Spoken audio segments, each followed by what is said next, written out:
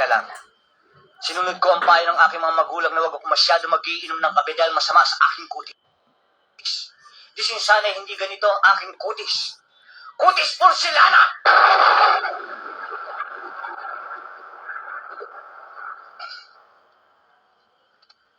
At sa katawan, pag ito ang nakita ni Don Solueta, tiyak mamamatay!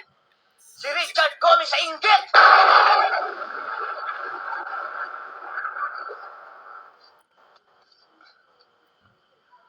At kapag naka-profile, anong sinabi ni Gabi Concepcion? Kaya please na, huwag kang masyado magdidikit sa babae at baka mabikot ka.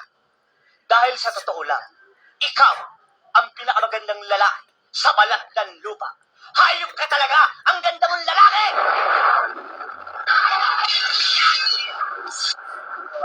Sa mga kasalanan ko, sa mga kasinungalingan ko, nagbibiro lang naman ako eh.